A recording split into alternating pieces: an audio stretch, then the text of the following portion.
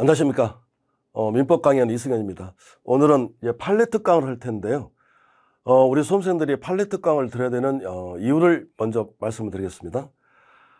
우리 공인중개사 시험에서 민법이 40문제가 출제가 되는데 그 40문제 구성이 판례가 25문제가 나오고요. 그리고 법조문 해석 능력이 15문제 이렇게 출제가 됩니다. 비중이 굉장히 높잖아요. 그래서 이 판례 정리를 일단은 하고 현장에 가셔야 된다. 그래서 판례 정리를 지금부터 해서 총 16시간에 걸쳐서 판례 정리를 하도록 하겠습니다. 먼저 민법 총칙인데요. 들어가기 전에 이 강의는 이론 강의가 아닙니다.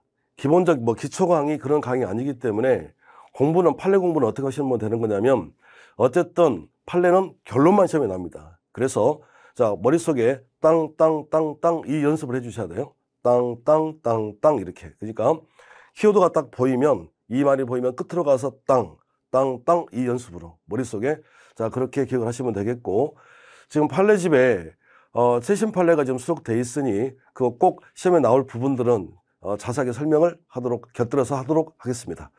시작합니다. 법률행위 편에서 우리가 알아야 될 판례들, 다른 거 없고요. 땅땅땅땅 이 연습만 하시는 겁니다.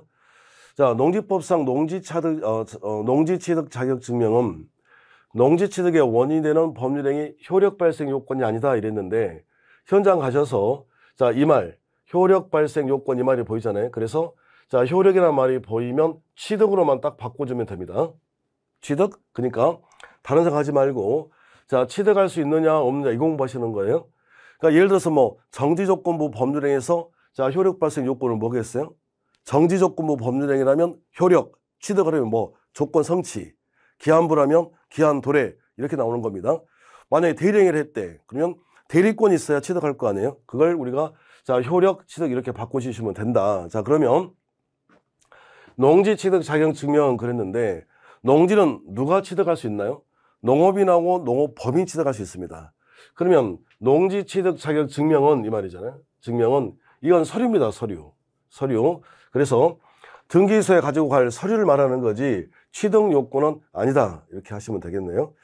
2번, 의약품 제조 등을 목적으로 하는 주식회사는 농지매매계약을 체결했다 하더라도 농지매매 증명 발급을, 농지증을 발급받을 수가 없으므로, 그러니까 봐보세요.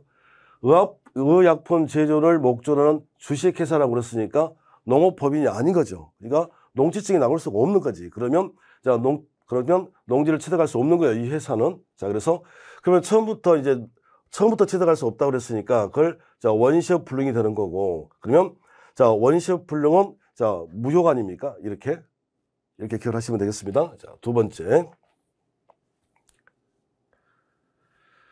법률의 목적의 확정 적법 그랬는데, 매매 목적물과 대금. 두 가지입니다. 목적물과 대금이라고 그랬어요. 목적물과 대금은 반드시 계약 체결 당시에 구체적으로 확정되는 것은 아니고, 그러니까 반드시 확정될 필요 없고 나중에라도 정할 수 있으면 된다 이 말입니다. 이렇게 쭉 그 말인 거고요. 2번은 무슨 얘기냐면, 목적물과 대금은 얼마로 한다? 이건 제가 분양이라고 생각하시면 된다고 그랬잖아요. 우리가 분양받을 때 은행 가서 청약통장을 개설했다. 그 통장 가지고 어떤 아파트 분양받을지 몰라요.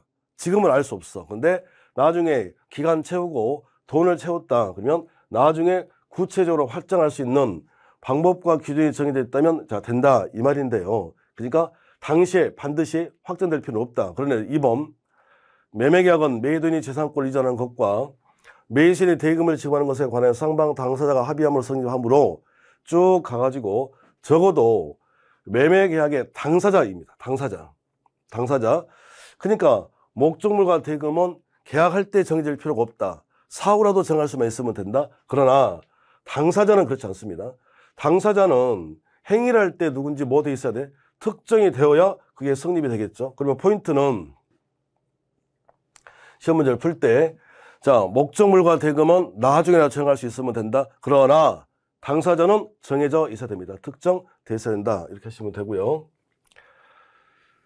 강행 규정, 효력 규정 기반 무효 이랬는데 쭉 가보니까 국토계획 및 유형한 법률 쭉 가서 자, 규제구역 내 토지거래계약은 관할관청의 허가를 받아야만 효력이 발생하고, 허가를 받기 전에 우리가 유동조부에서 한번 또 배울 텐데요. 자, 허가를 받기 전에는 물권적 효력은 물론이요, 채권적 효력도 발생하지 않고, 자, 그래서 일단 무효다, 유동조부유다 이러시면 되고요.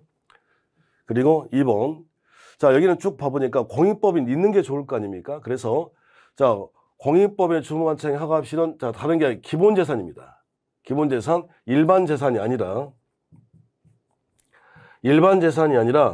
등기가 된 기본재산을 처분한다? 그러면 공익법인이 없어지는 거잖아요. 우리한테 별로 안 좋을 거 아닙니까? 그래서 그 행위는 무효다 이러시면 되고, 자, 3번에 보면 부동산 중개보수 제한에 관한 규정들은 중개보수 약정 중 소정의 한도를 초과하는 부분에 대한 사법상 효력을 제한하는 이른바 강행법규에 해당한다. 따라서 자, 다 날려버리고, 자, 공인중개사 중개수수료 법정수수료죠. 법정수수료. 자, 그걸 초과해서 받았대요. 초과. 그러면 초과 범위 내에서만, 초과 부분만 무효다 이러셔야 돼요. 초과 부분만 무효다. 초과 부분만 무효다. 그러면 초과 부분만 무효라고 그랬으니까, 자, 초과하는 부분은 무슨 청구가 된다는 거죠? 반환 청구할 수가 있다까지 정리를 하셔야 됩니다. 초과 부분은 무효다 이렇게요. 자, 그리고 공인중개사 자격이 없는 자가 이랬는데, 자, 포인트는 뭐냐면요, 두 가지입니다. 뭐뭐 아닌 자가 공인중개사 아닌 자가 변호사 아닌 자가 뭐 하고 받기로 했대요. 그러면 전부 다 무효입니다. 무효. 그래서 강행법규에 해당한다 이 말이 무효란 소리입니다. 이렇게. 그런데 우연한 게 단 1회 이랬거든요. 그러니까 공인중개사가 아닌 자가 중개업, 영업을 했다는 소리인 거예요. 영업이라고 하는 말은 금품을 수수하고 어떤 행위를 계속적 반복적으로 하는 걸 우리가 영업이라고 합니다. 그러면 우연한 게 단 1회 이랬다면 이건 영업이 아니잖아요. 이건 영업이. 자, 그러니까 공인중개사 자격이 없는 자도, 자, 우연한 게 단 1회, 이건 영업이 아니니까 할 수가 있다. 그래서 무효로 할 것은 아니다. 그러니까는 이건 유효가 되겠습니다. 자, 그리고 이제 단속 규정. 자, 제가 하자는 대로 해주셔야 됩니다. 판례 공부는 땅 이렇게 연습하시는 거예요. 자, 그러면 여기는 단속 규정, 시험 문제는 이게 단속 규정이냐라고 시험에 나올 수도 있고, 이게 무효냐 유효냐 이렇게 나올 수도 있거든요. 그러니까 자, 이거 단속 규정이야, 이거 유효냐 이렇게요. 부동산 등기 특별조치법상 조세포탈과 부정 쭉쭉쭉쭉 그래서 자, 다 빼고요. 포인트만 중간 생략등기입니다. 중간 생략등기는 뭐다? 사법상 효력까지 무효로 한다는 취지는 아니다. 그러니까 이건 유효입니다. 중간 생략등기 유효 이러시면 되고요. 다 같은 말입니다. 전매 금지 규정을 위반 다 유효 이렇게요. 자, 그리고 개업 공인중개사 등이 자, 무슨 거래? 직접 거래. 포인트가 이거예요. 직접 거래. 단속 규정에 해당한다는 말이 유효란 소리죠. 그럼 우리는 어떻게 하면 될까요? 자, 세 가지인데 무허가 건물 뭐 임대차 행위를 했다든지 무허가 자, 음식점에 뭐 음식을 판매한 행위라든지, 그래서 앞으로 자, 무허가 유효, 중간 생활등기 유효, 직접 거래 유효 이러시면 돼요. 땅 이렇게 시험지를 딱 받아보고 자, 그대로 판례가 나면 땅만 해주시면 됩니다. 중간 생활등기 유효, 자, 직접 거래 유효, 자, 무허가 유효 이렇게 정리를 하시는 겁니다. 자, 그리고 103조 이게 한 문제가 나올 텐데 법조문에 선량풍소 기타 사회질서에 위반한 사항을 내용으로 하는 계약은 무효로 한다. 그리고 그렇게 해서 줬다면 봐보세요. 이렇게 해서 줬다면 얘랑 같은 말입니다. 얘랑 그러니까 반사회질서 행위를 해서 줬대 불법 원인 급여래 그러면 같은 말이 반환 청구 안 돼. 이게 다 같은 말이에요. 자, 반사회질서 행위를 했대 그러면서 줬대 불법 원인 급여가 된대 반환 청구할 수가 없다 이렇게 하시면 되겠습니다. 그리고 이게 반사회적 행위인지 아닌지를 판단할 때는 그게요. 자, 부단히 변천하는 관념 이랬는데 가치관념 무슨 말이냐면 그때 달라요. 이게 반사회적 행위이다 아니다가 그때 다르다. 그래서 제가 이혼 수업을 할 때 어떻게 말씀을 드렸냐면 민스커트. 예전에 민스커트를 입고 입으면 그건 선량풍속을 해치는 거였단 말이에요. 그런데 지금은 그렇지가 않잖아요. 그러니까 똑같은 미니스커트이더라도 이런 차이가 있더라. 그때 다르더라.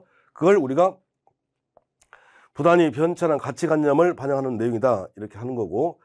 그리고 이게 선량한 풍속, 즉 자, 사회질서에 반한 행위 인지 아닌지를 판단할 때는 행위를 한 때를 기준합니다. 행위를 한 때로. 그래서 행위시, 성립시, 체결시를 기준한다. 이렇게 하시면 되겠어요. 자, 그리고 자, 동기인데요. 자, 동기. 자, 동기가 아무리 불법이더라도 원칙은 유효입니다. 그런데 땅으로 풀라고 그랬으니까 자, 보세요. 동기가 무효 이렇게 끝나려면 동기가 무효. 그러니까 즉 동기가 불법성을 띄었다. 근데 무효다. 그러면 지문에 무슨 글자가 들어야 되냐면 그 불법성이 표시가 되거나 또는 상대방이 알려졌다 이래야 돼요. 그러니까 표시 또는 알려진 자, 동기가 불법 그래야 무효 이렇게요. 땅 이렇게만 해주시면 되겠습니다. 자, 103조 판례 정리. 자, 103조에 해당되지 않는 경우 그랬습니다. 103조에 해당되지 않는데 여기는 공부 방법이 유효다 무효다를 따지는 게 아닙니다. 그냥 머릿속에는 그냥 103조다 103조가 아니다. 반사적 행위이다 반사적 행위가 아니다. 이렇게만 정리를 하시는 거예요. 그러면 키워드만 딱 잡아보면 되는데 자, 무슨 사찰 그렇죠? 전통사찰 해당되지 않는 겁니다. 전통사찰의 주직을 뒷거했다 이거잖아요. 사법부는 종교 문제에 개입하지 않는다. 다시요.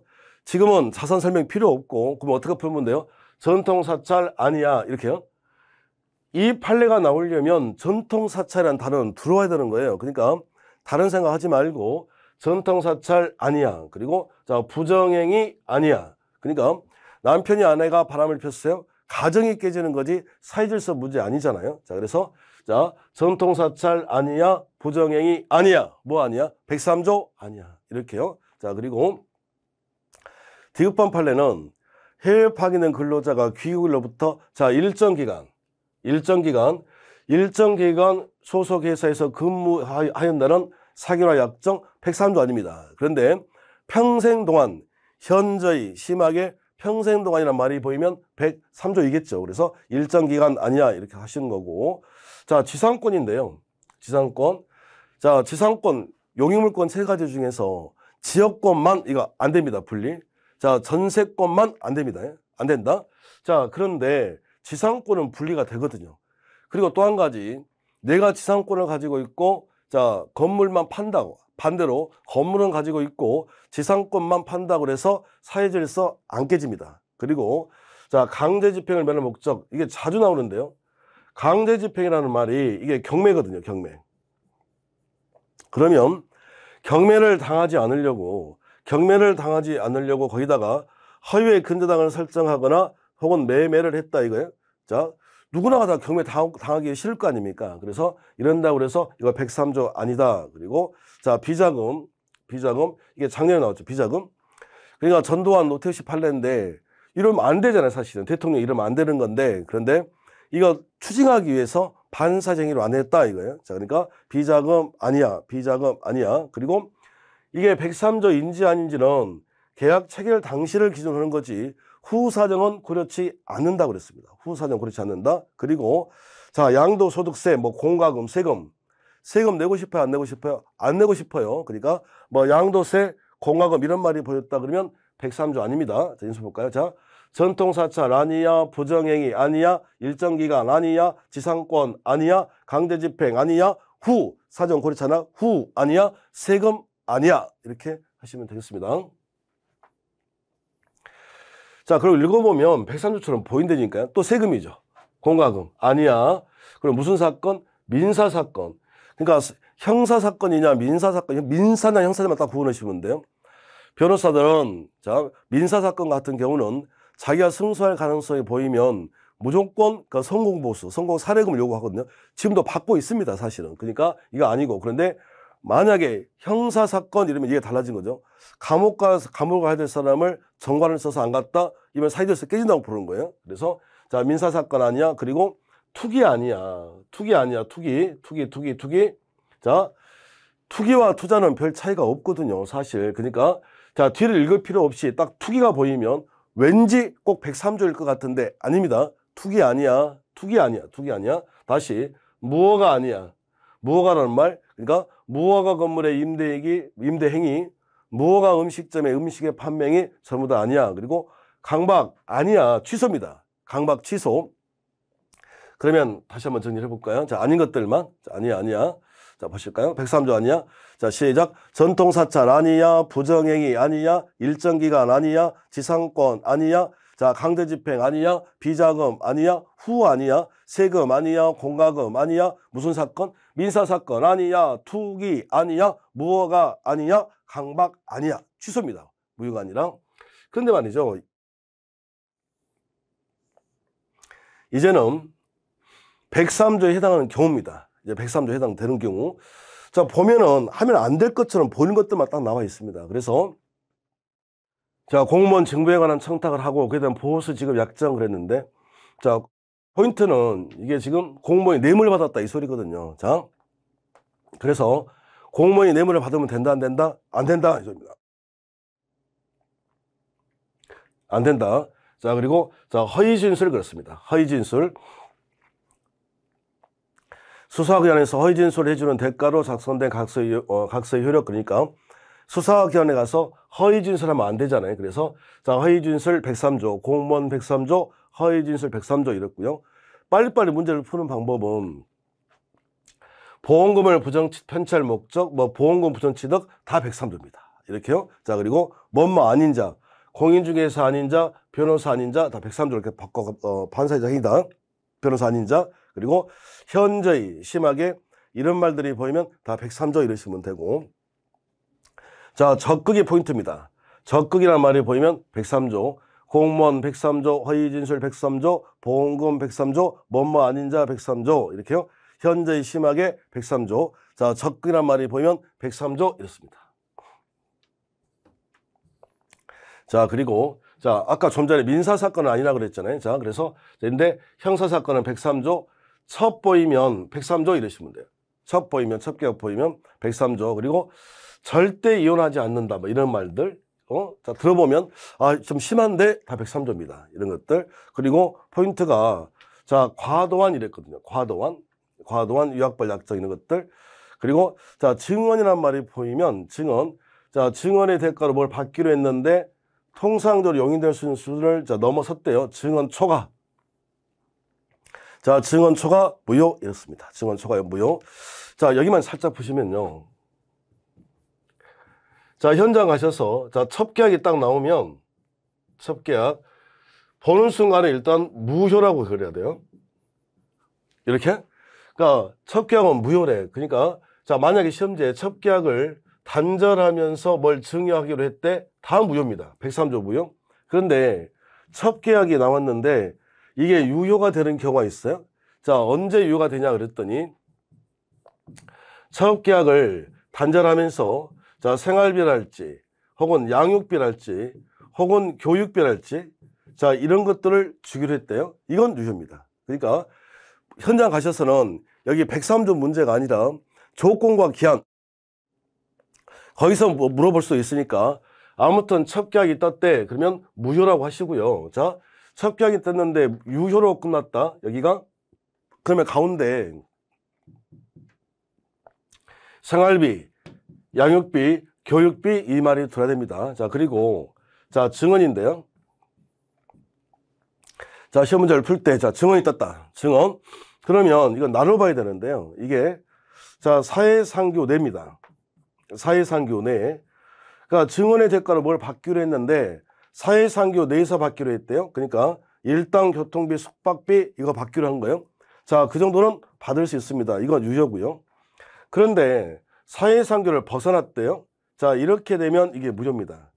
근데 시험에 주로 남을 때는 뭐 초과라는 말 혹은 너문이라는 말 이렇게 나올 거거든요. 그러니까 시험 문제를 풀 때는 시험지에 증언이 떴다, 끝 문장이 무효로 끝났다, 그러면 초과라는 말이 들어야 돼요. 그래서 이렇게 잡으면 되겠죠. 시작.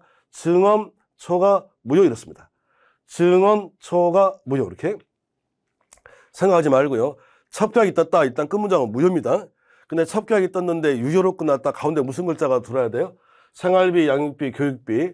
자, 증언이 떴다. 근데 끝 문장이 무효로 끝났다. 그러면 땅이니까 자, 뭐가 들어야 되죠? 초과 이런 식입니다. 그러니까 결국 마찬가지 여기도요. 자, 시작. 증언, 초과, 무효 이렇습니다. 증언, 초과, 무효. 그리고 4번 법률행위 성립 과정에 강박이라는 불법적 방법 그랬잖아요. 강박이라는 말이 보이면 이건 취소입니다. 그러니까 다 같은 원리인데, 자, 취소. 근데 만약에 이 강박이 자, 무효가 되려고 그래요. 취소가 아니라 이제 강박이 자, 무효가 된다. 무효. 그러려면 강박이 무효가 되려면 무슨 글자가 들어야 되죠? 완전히 박탈 이렇습니다. 완전히 박탈 이 문장이 들어야 되는 거예요. 그러니까 문제는 간단한 겁니다. 강박이 떴는데 무효로 끝났다. 무슨 글자 들어야 돼? 완전히 박탈. 이 말이 없다면 다 취소입니다. 그러니까 자, 단지 법률행위 성립 과정에 강박이라는 불법적인 방법이 사용되어 불과한데요. 그러면 강박에 의한 의사표시 하자 흠결 취소를 논할 수는 있어도 자, 이걸 반사적 행위라고 해서 무효라고 할 수는 없다 이거고요. 자, 그리고 자, 5번에 가보면 5번에 자, 소송사건에서 증언의 대가를 금전을 지급할 약정 경우 그것이 통상적으로 용인될 수 있는 수준을 자, 뭐라고 해서 시작 증언초가 무효입니다. 증언초가 무효. 그리고 6번 이제 도박인데요, 도박. 자, 여기도 잠깐 보시면 좀 어렵습니다. 자, 이게 땅땅으로 잡고 풀어야 되는데 시험지에 도박 제목가 떴다.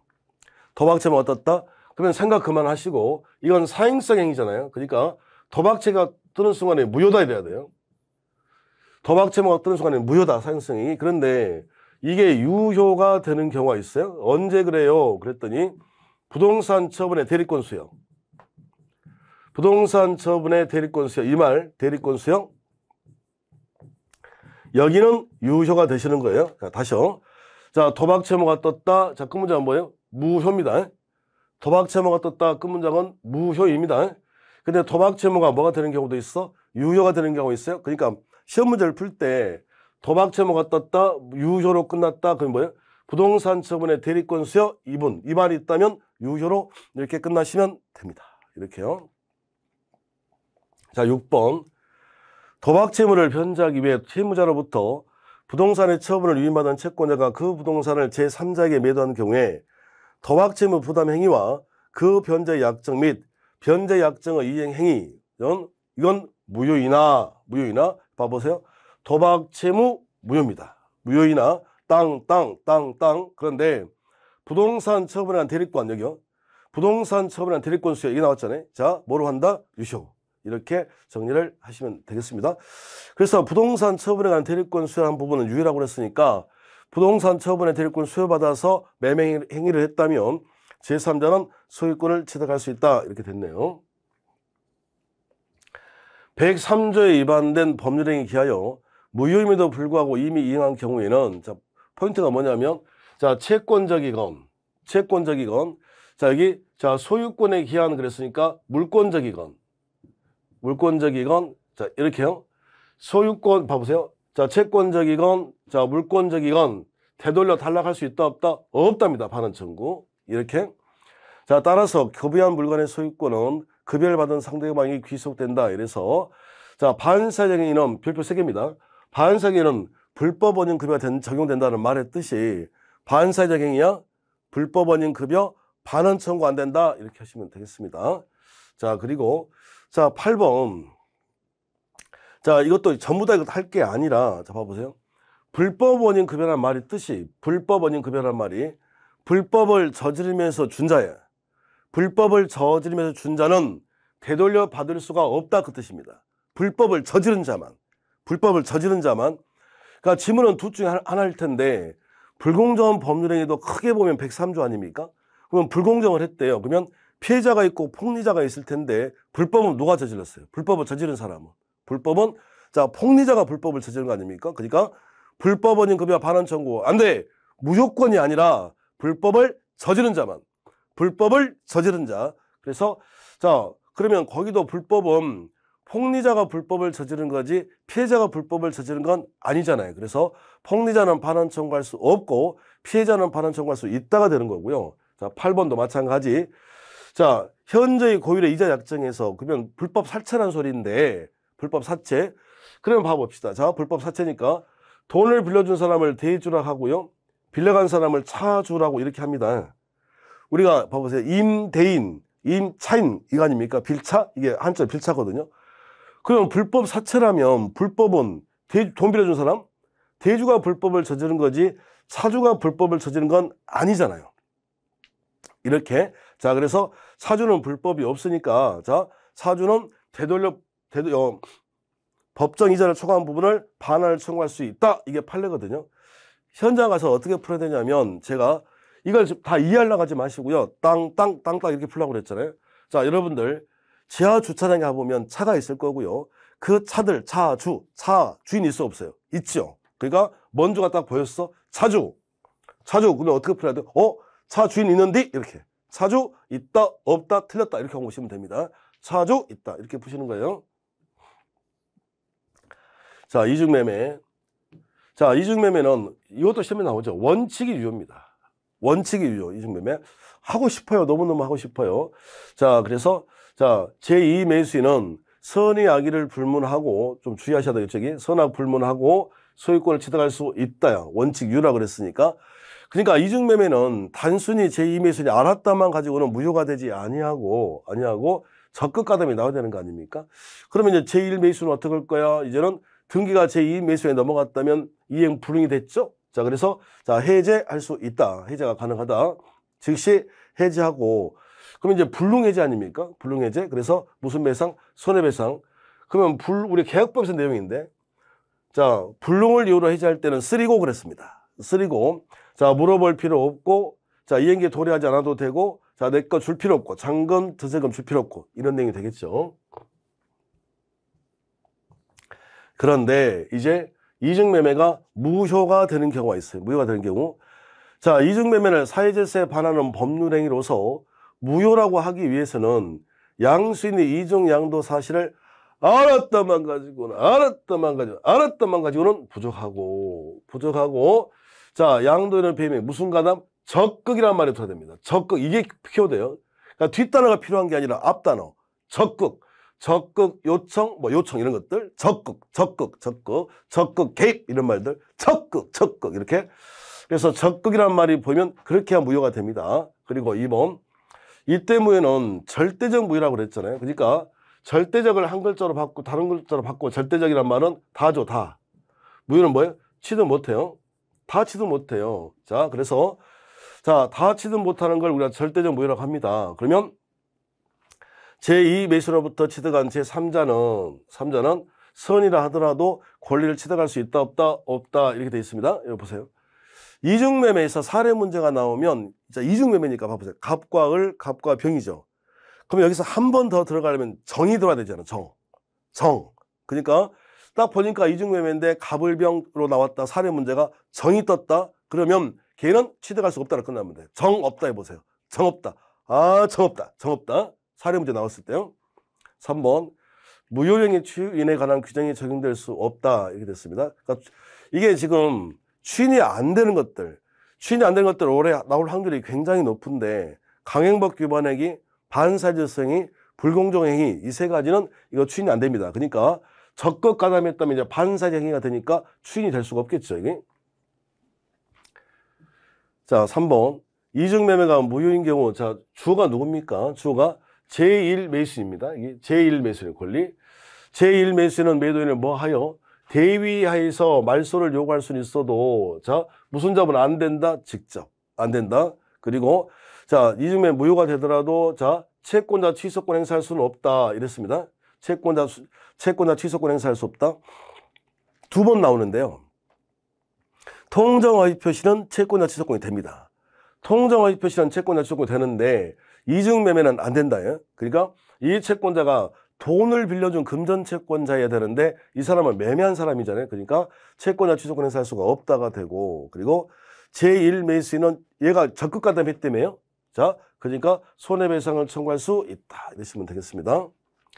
자, 그리고 부동산 이중매매 법례 확대 적용 그랬는데, 여기는 전체를 다 기억할 필요 없이 적극 이러면 됩니다. 적극 103조가 됩니다. 그래서 다 무효가 된다 이렇게 하시면 되고요. 자, 이번에는 폭력입니다. 104조. 당사자의 공박형설 또는 무경험으로 인하여 현장의 공정을 이룬 법률행위는 무효로 한다. 그리고 104조는 독립된 규정이 아니라 103조의 예시의 규정이다. 이게 무슨 말이냐면 이렇게 되어 있습니다. 여기에 103조가 있는데요. 이 안에 자, 정의롭지 못하되 그리고 개인의 자유를 부처께가 또 들어있을 거고요. 인륜에 반한다. 그리고 자, 심하게 제한한데 그리고 이 안에 불공정이 들어있다니까요. 그러니까 104조라는 법조문이 있다 뿐인 거지. 어떻게 보면 큰 틀로 보면 어디 안에 들어있다는 겁니까? 103조 안에 들어있다 이겁니다. 103조 안에 들어있다. 따라서 104조 요건에 해당되지 않더라도 이 말의 뜻은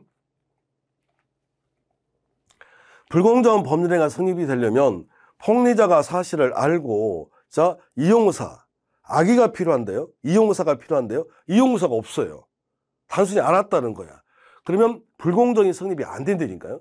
그런데 행위를 봤더니 큰 틀로 봤을 때는 이게 반사적 행위래. 이게 반사적 행위. 그러면 103조로 가지고 가서 무효로 할 수 있다. 그 소리입니다. 자, 이렇게 정리를 하시면 되겠고. 자, 그리고 이게 불공정이냐 아니냐를 판단할 때, 이게 불공정이냐 아니냐를 판단할 때는 무조건 행시입니다. 행시점. 그런데 얘랑 이제 같은 말이 있는데요. 자, 성립시라는 말, 성립시, 혹은 자, 체결시 이래요. 이렇게. 자, 그러면 자, 시작. 행위시, 성립시, 체결시 그렇습니다. 행위시, 성립시, 체결시를 기준으로 판단한다. 자, 그래서 급부와 반대급부 객관적 가치를 비교 평가하여 판단할 문제다. 무슨적? 객관적입니다. 주관적으로 판단한 게 아니라. 주관적이 아니에요. 우리나라 국민의 성향상 주관적으로는 다 불공정입니다. 자, 그래서 자, 불공정의 판단 시기는 뭐가 아니라 이행기가 아니라 행시다. 성립시, 체결시. 그리고 궁박, 경솔, 무경험은 모두 구비되다는 건 아니고 중하나 엔드가 아닙니다. 그리고 4번 궁박은 트라우마라고 그랬거든요. 트라우마. 궁박이라 하면 급박한 공공을 의미하는 것으로서 경제적, 심리적, 정신적 다 포함 이렇게 하시면 되고, 그리고 가장 중요한 게 사실은 5번입니다. 여기 5번. 자, 궁박, 경솔 또는 무경험의 상태에 있었다 하더라도 자, 이용하는 의사, 이걸 악이라 하거든요. 이용하는 의사. 자, 이걸 악이라고 그래요. 얘랑 같은 말입니다. 그래서 불공정이 성립이 되려면 뭐가 필요하다? 악의, 이용 의사가 있어야 됩니다. 그래서 만약에 이용 의사가 없대요. 그러면 불공정이 성립되지 않습니다. 6번. 무경험이라 하면 일반적인 생활 체험의 부족을 의미하는 것으로서 어느 특정 경험이 없대요. 그래서 특정 영역에서 경험 부족이 아니라 자, 어떻게 일반적인 무경험 이래 돼. 일반적인 무경험. 자, 이걸 뜻하는 거고요. 7번. 매도인의 대리인이 매매한 경우에 있어서 그 매매가 불공정한 법률행위를 판단함에 있어서 매도인의 경솔 무경험은 대리인을 기준으로 하고 자, 우리 많이 연습을 했는데 자, 시작. 궁박 본인 이러시면 돼요. 시작. 궁박 본인 이렇게요. 자, 그리고 8번 중요합니다. 불공정한 법률행위 올해 나올 것 같아요. 이거 추인 문제, 추인. 자, 3가지. 강행법 위반행위, 반사회 질서행위, 불공정한 법률행위는 뭐가 안 된다고요? 추인이 안 된다고요. 추인이 안 된다. 올해 중요합니다. 자, 그리고 9번. 불공정한 법률행위를 주장하는 자는 자, 봐보세요. 궁박이 트라우마라고 그랬잖아요. 트라우마. 누구한테 어떤 사람에게 트라우마가 있다는 누구만 알까? 자기만 아는 거예요. 자기 입으로 말하지 않는 상대방은 알 수 없는 거 아닙니까? 자, 그러니까 불공정한 법률을 주장하는 자는 무효를 주장하는 자가 저 트라우마가 있었는데요 라고 자, 입증을 하셔야 됩니다. 자, 그러니까 입증 책임이 무효를 주장하는 자에 있다고. 아무리 봐도 저 트라우마가 있는 것 같은데 이렇게 추정이 안 된다니까. 그러니까 불공정행위는 추정이 안 돼요. 추정이 안 된다. 자, 스스로 입증하시라. 자, 그리고 불공정한 법률행위가 성립되려면 급부와 반대급부 사이에 현저한 불균형이 일어나야 하므로 자, 반대급부가 없는 자, 증여, 경매 이 두 녀석. 증여는 반대급부가 없으니 불공정이 성립이 안 된다. 자, 경매는 성질상 불공정이 될 수가 없다. 어떻게 설명했죠? 경매? 10억짜리인데 3억의 근저당이 설정됐다. 다른 빚이 없다. 그러면 경매로 넘어갔다. 그러면 부동산 소유자는 한 7억은 남을 것 같은데 이렇게 했는데 계속 유찰돼 가지고 3억, 시세가 10억인데 이거 불공정합니다. 경매 다시 해주세요. 안 됩니다. 자, 그러니까 증여계약 경매 불공정이 될 수가 없다. 이렇게 되는 거고요. 그런데 12번 불공정 행위도 먼 화는 된다.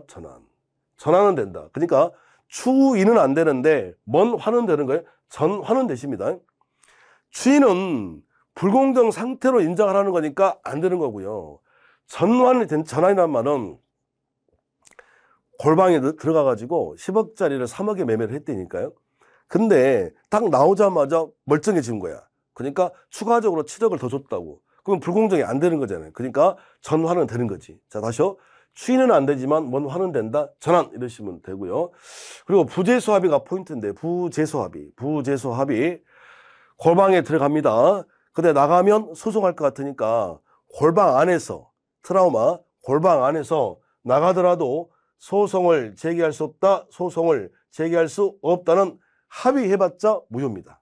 부재소 합의도 무효. 그러니까 땅으로 풀라고 그랬으니까 불공정 문제를 푸는데 부재소 합의가 보이면 더 이상 잊지 말고 무효 이렇게 정리를 하시면 되네요. 자, 됐고요. 전환이 보이면요 된다 이러시면 되는 겁니다. 이렇게 공부하시고 자, 그리고 자 14번과 15번인데 여기도 이렇게 묶어가지고요. 자, 단독행위도 되고 합동행위도 됩니다. 포인트가 이거예요. 그러니까 단독행위 자 구속된 남편을 꺼내기 위해서 자 외상채권을 포기 단독행위 아닙니까? 자 이거 포기하는 것도 단독행위도 된대. 그리고 합동행위 자 어촌계 손해배상금을 분배할 거예요. 근데 회의를 하는데 자 n분의 1로 해주는 게 아니라 자 그걸 n분의 1로 하지 않고 누구는 뭐 2배 갖고 누구는 3배 갖고 이렇게 되면 불공정한 거 아닙니까? 자 다 필요 없고요. 자 어떻게 하면 되죠? 자 단독행위 합동행위도 된다 이러면 돼요. 경매, 증여, 무상행위, 경매 안 된다. 단독행위, 합동행위 된다. 이렇게만 정리를 하시면 되겠습니다. 이게 불공정이고요. 자, 법률행위 해석인데 여기는 법률행위 해석. 자, 분쟁이 발생이 돼서 그러니까 예를 들어서 이런 말이죠. 지금 우리가 매매를 하는데 어떤 사람이 장난감 1만 개를 공급하기로 했고 어떤 사람이 계약서에다가 자, 1만 달러를 지급한다라고 돼 있거든요. 그래서 1만 달러를 가지고, 봐보세요. 장난감 1만 개를 만들어서 가지고 왔어요. 근데 이 사람이 1만 달러를 준비를 했는데 홍콩 달러를 준비한 거야. 그러면 장난감 만든 사람 입장에서는 아 무슨 소리야 달러가 US 달러지 그런 달러가 있습니까? 나는 홍콩 달러밖에 몰라요. 분쟁이 생긴 거지. 그러니까 그럼 과연 이 달러가 미국 달러냐 홍콩 달러냐 이걸 해석해 보겠다면 분쟁이 생겨가지고 이거예요. 그러니까 법률행위 해석 그러면 뒤에 판례가 하나 이상한 게 있으니까 법률행위 해석을 한데 그러면 분쟁이 생긴 겁니다. 그러면 머릿속에 들어와야 될 생각이 그래? 분쟁이 생겼대. 자 그러면 우리가 분쟁이 발생되면 어디로 갑니까? 법원. 그래서 법관이 해결을 할 거란 말이에요. 법관이. 자 그러니까 법률행위 해석은 당사자가 그 표시행위에 부여한 객관적 의미를 명백하게 확정한 것으로 사용된 문헌에만 구애받는 게 아니지만 어제까지는 당사자 내심에서가 어떤 것이고 쭉쭉쭉 자 표시행위에 부여한 객관적 의미를 그러니까 우리가 일반적으로 볼 때는 그자가 어떤 표시행위를 할 때 그걸 거기에 대해서 의미를 부여하는 겁니다. 어떤 표시를 했을 때 그걸 해석하는 거예요. 요거 표시행위 가지고 요렇게 자 2번 의사표시 해석에 있어서 자 당사자의 진정한 의사를 알 수가 없대요. 알아야 됩니다. 봐보세요. 우리가 거래할 때 일반적으로 그 상대방의 속마음을 알아야 몰라요. 우리는 상대방의 속마음을 모르지 어떻게 합니까? 그러니까 액면대로 해석하겠다 이거예요. 그러니까 진정한 의사를 몰라. 속마음을 몰라. 그러니까 액면 가지고 할 거라고. 그래서 의사표시의 요소가 되는 것은 표시행위로부터 추단된 효과 의사 즉 표시야 표시 액면 가지고 해석을 하겠다 이겁니다. 자, 표시가 가지고 있던 내심의 효과에서 속마음은 몰라요. 자, 당사자 내심의 의사보다는 속마음보다는 액면 외부로 표시된 행위에 대해서 자, 그거 가지고 해석을 한대요. 이렇게요.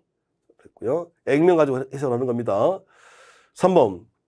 매매 계약서에 관한 이의가 생겼을 때는 매도인의 해석에 따른다는 조항은 법원은 법률의 해석권을 구속하는 조항이라고 볼 수가 없습니다. 없다. 있다 나와요, 그게. 그러니까 법률의 해석은 누가 하는 거예요?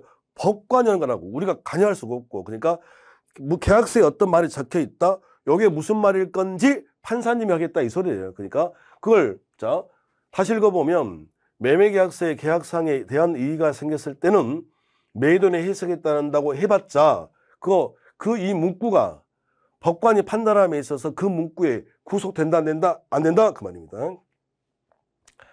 자 4번 오표시 무효 원칙인데요. 오표시 무효 원칙 이렇게 부동산 매매 계약에 있어서 당사 상방 모두가 특정 인수 토지를 계약 목적으로 삼았으나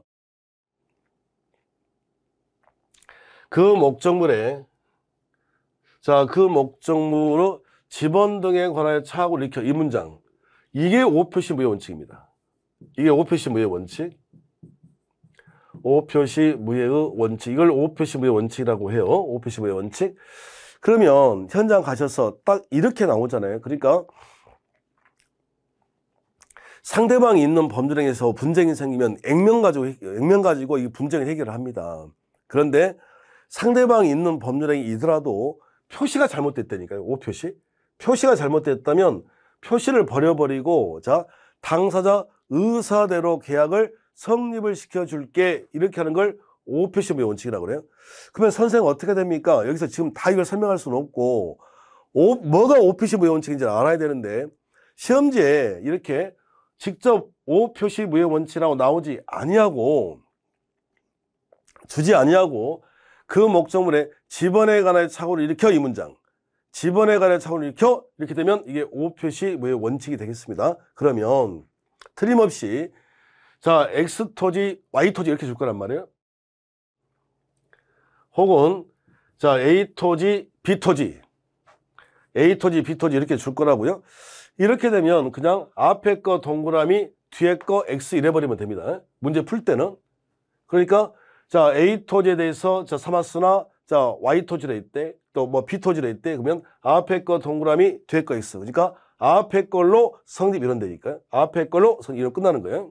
그리고 그러면 Y토지는 잘못된 거 아닙니까? 그래서 Y토지는 이제 무효가 되는 거예요. 무효. 그래서 무효가 되고 그래서 그 사람과 거래한 사람들도 받아갈 수 없다가 되는 거고 그리고 오표시 무효 원칙이 나오면 절대로 취소라는 말이 나올 수가 없습니다. 그러니까 얘가 시험에 나오려면 오표시 무효 원칙 취소란 말이 들어와야 돼요. 취소란 말이 들어와야 된다. 취소란 말 자체가.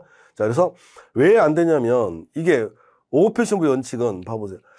X토지로 해줄까 Y토지로 해줄까 지금 2단계거든요. 이게 단계가 X토지로 할까 Y토지 아직 봐보세요.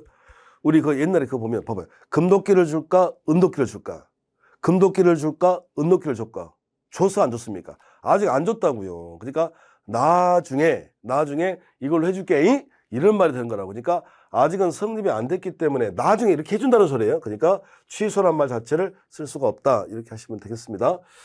그리고 이제 분쟁이 발생되면 어떻게 할래 그랬더니 액면대로 하는 거라니까. 액면. 그래서 총완결이라고 액면가가 총완결 그러면 덜 받았는데 액면 총완결이라고 적었다면 나머지는 받지 않겠다라고 해석한다고요. 그리고 모든 화재에 대해서 모든 화재에 대해서 책임을 다 질게요. 그러면 진짜 모든 책임 다 져야 됩니다. 액면대로 해석하는 게 지금부터 이걸 규범적 해석이라고 하거든요. 그래서 모든 화재 그러니까 진짜 모든 화재 다 책임지는 거예요. 그래서 불가항례한 화재도 포함하는 것으로 보아야 한다 이런 소리가 되겠고요. 그리고 최대한 보세요. 최대한 노력하겠습니다. 이게 무슨 말이에요 이게?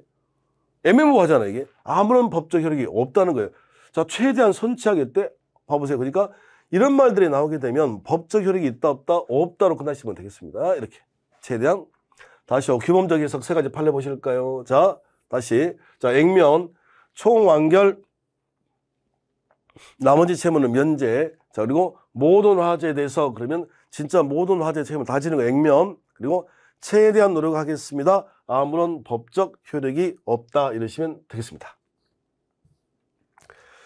그리고 이렇게 임대인 임대차 계약서상의 단서 조항에 권리금의 기재 없이 단지 모든 권리금을 인정함이라는 기재했다 하여 임대차 전도 시 임차인에게 권리금을 받겠다고 약정하고 볼 수는 없다. 이게 무슨 말이에요, 이건? 나중에 그 특별법에서 다시 할 텐데 권리금이지 않습니까? 다른 게 아니라 권리금. 자, 임대인은 임차인에게 권리금 받을 수가 없대요. 받을 수가 없다. 이렇게. 자, 그리고 그러면 임차인도 봐보세요. 임차인도 임대인에게 권리금 달라고 할 수는 없고, 됐죠? 그리고 임대인도 임차인이 신규 임차인으로부터 권리금을 받고 나갈 길을 뺏을 수가 없다. 이렇게 되겠습니다. 그리고 10번. 자, 여기는 내용의 확정이 아니라 당사자 확정입니다. 당사자 확정. 이걸 어떻게 할 거냐? 자, 당사자 확정인데, 자, 쉬워요. 이렇게. 자, 이렇게 있고, 여기가, 자, 명의자고요. 명의자. 그리고 여기가 행위자예요. 행위자. 그리고 여기가 지금, 자, 은행 이렇습니다. 은행. 그러면 지금 명의자는 갑이요. 행위자는 지금 물이잖아요. 그러니까 명의자랑 행위자가 달라요. 그리고 이렇게 해서 예금 계약을 체결했다 이거예요. 그래서 이때 이 예금 계약의 당사자를 누구로 정할 겁니까? 이걸 당사자 확정이라고 합니다. 그랬을 때, 자, 명의자와 행위자가 다르지만 은행에서도 행위는 얘가 하지만, 자, 이 예금 계약의 당사자를, 자, 명의자를 갑으로 해서, 자, 의사합치가 됐다면, 그럴 때는 행위자와 명의자가 다른 경우에, 자, 명의자 예금으로 의사합치가 됐다면 명의자와 은행이 계약의 당사자 된다. 이 소리거든요. 좀 어렵습니까? 제가 우리 우리 찾아갔던 딸 지훈이 5살인가 그럴 텐데요. 그때 제가 그 영인에 살고 있었거든요. 지금도 기억이 나는데, 제가 살던 아파트 그 앞에 우리은행이 있었는데요. 지금도 기억이 납니다. 그 노란색 프랭카드로 아가 통장 만들어주세요 했거든요. 10,000원 드립니다. 그래서 제가 그 10,000원 탐나가지고 얘를 데리고 갔다니까요. 근데 실제로 주는 건 아니더구만 보니까. 그러니까 근데 가는 김에 그냥 통장을 만들어 줬거든요. 그럼 봐보세요.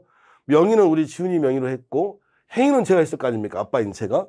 은행원도 그걸 알았다는 거예요. 그러면 이 예금 계약의 당사자는 제가 아니라 우리 지훈이하고, 자, 우리 은행이 된다. 이거 이렇게.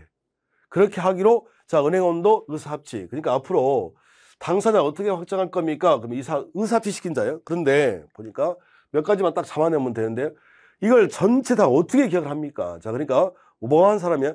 의사합치 시킨 자예요. 의사가 일치하는 경우. 의사일치 시킨 자. 그리고 또 하나가 있는데, 요즘 우리가 통장 개설할 때는 실명 확인을 받잖아요. 그러면 계약의 당사자는 누굽니까? 그러면 실명 확인 받은 자예요.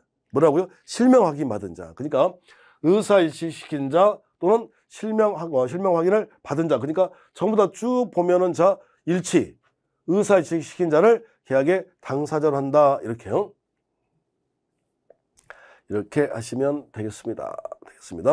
자, 여기까지 하셨고요. 자, 2장 이제 의사표시죠. 의사표시. 자, 의사표시부터 10분 쉬었다 하도록 하겠습니다.